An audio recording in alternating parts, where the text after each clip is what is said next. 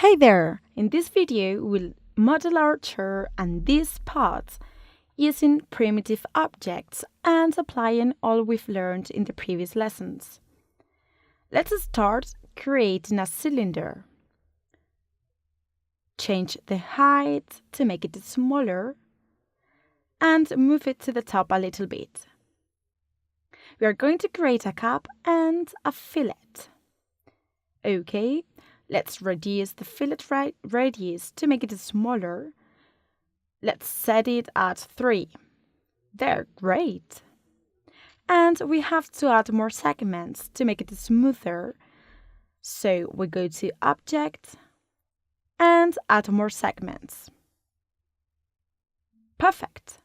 This part of the chair is already created. Let's duplicate this object using a shortcut. So, hold the Ctrl key and with the Move tool selected, left-click and drag the object to duplicate it. So now we have our second object. And then we have to do one leg of the chair. To do so, make it bigger, more or less like this, and reduce the radius. As I don't like how it looks, I'm going to change the number of segments to 20. Maybe it's a bit tall, so let's reduce the height and move it up.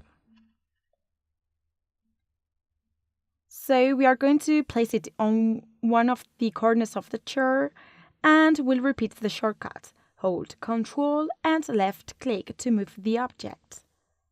And we have our duplicate.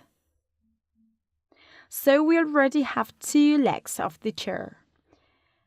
We are going to create the remaining 2 parts of the chair with the same shortcut. We select both legs. But now we are going to use the rotation tool. So, holding Ctrl, we are going to rotate 90 degrees. Great! Our chair is almost done. We are only missing this part. To do so, we are going to create another primitive object. This time a torus. We are going to reduce it until we are happy with the shape.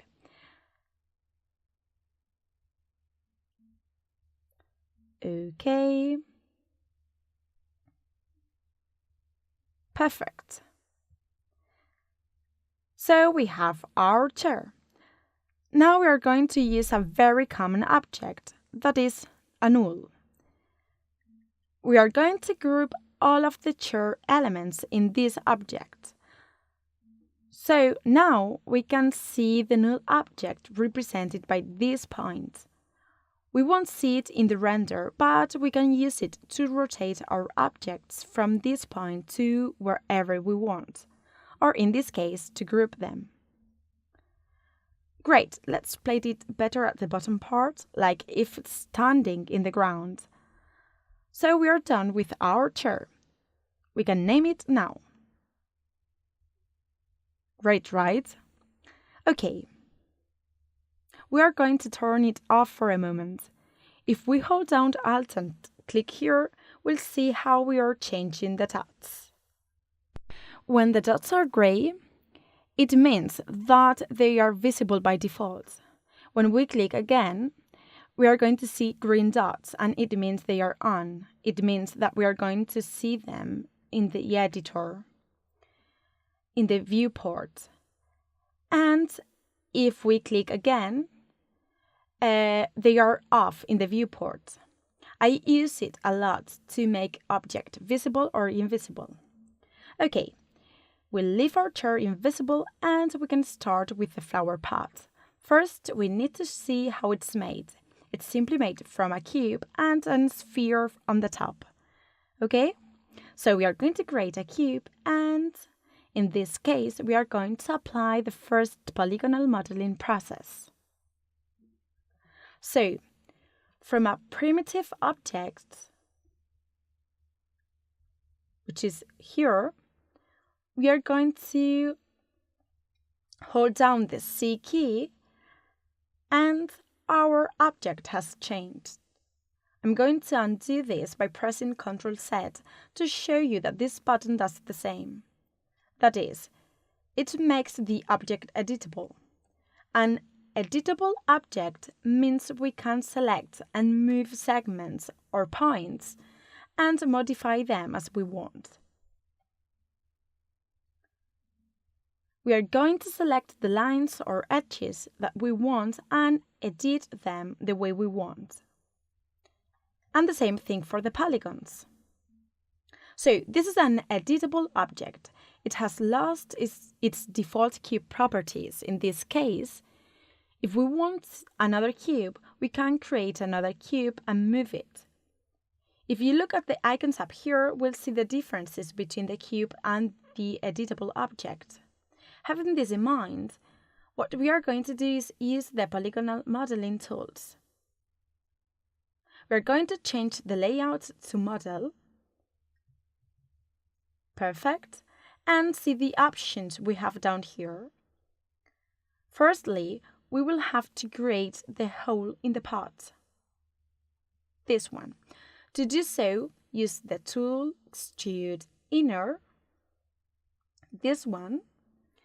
Then we select the segment that we want, the top part, and hold down. Okay, click, hold down, and drag it to the right. We'll see that it's created a new shape.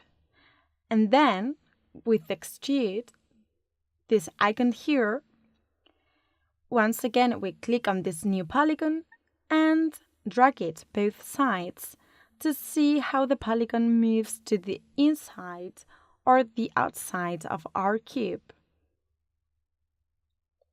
Okay, can you see how it works? Perfect. This way we've created our first object with an inner extrude.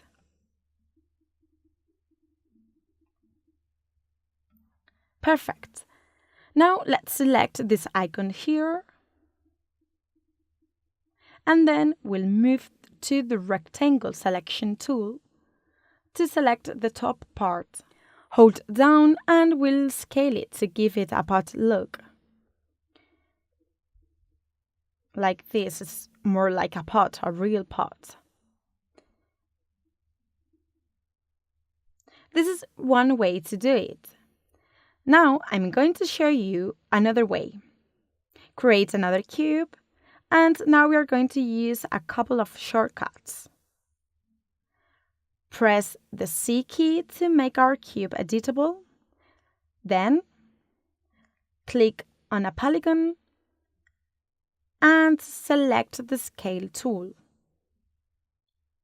Go to Scale, hold down on Ctrl and drag. You'll see that it's doing the same thing as the inner extrude. So now we are going to do an extrude. So select the Move tool, hold down Ctrl and the left button and move inwards.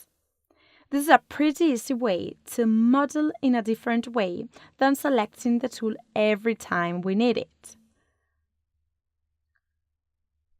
In fact, I prefer the second part we have created, so I'm going to delete the first one. Yeah.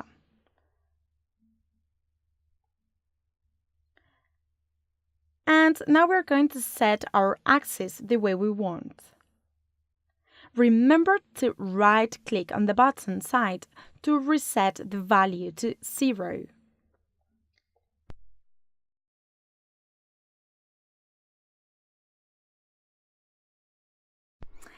And now we need to do some beveling to the edges of our object. To do so, we are going to use a deformer called Bevel.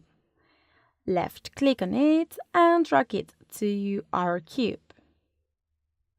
Let's take a look at the beveling that has been created. In this case, we need to add more offset and a couple of subdivisions. Yes. And here we have the base of our path. Let's try and make a render region. Draw a square selecting our path. We'll see the path. Notice that the edges are also visible, which are necessary for the reflections. Okay. Let's create now the sphere and place it up here. Okay. As I said, we create the sphere and place it here.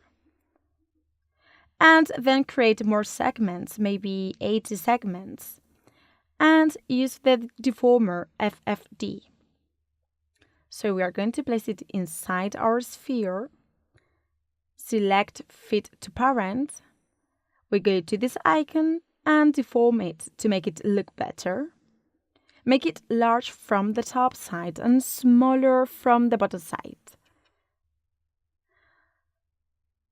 Like this. Perfect. And here we have our flower pot.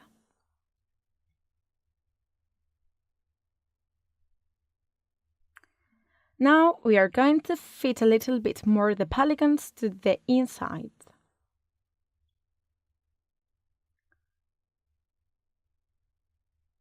It's cool, right? A little bit, perfect. Okay, to the inside, perfect. And now we're going to create a null using a shortcut. So select our object holding down Alt and then press G key. So now we have grouped all of our objects in a null and now we can name it. Let's name it Flower Pot. Original, right? Great. So now make visible our chair and modify the size of our flower pot.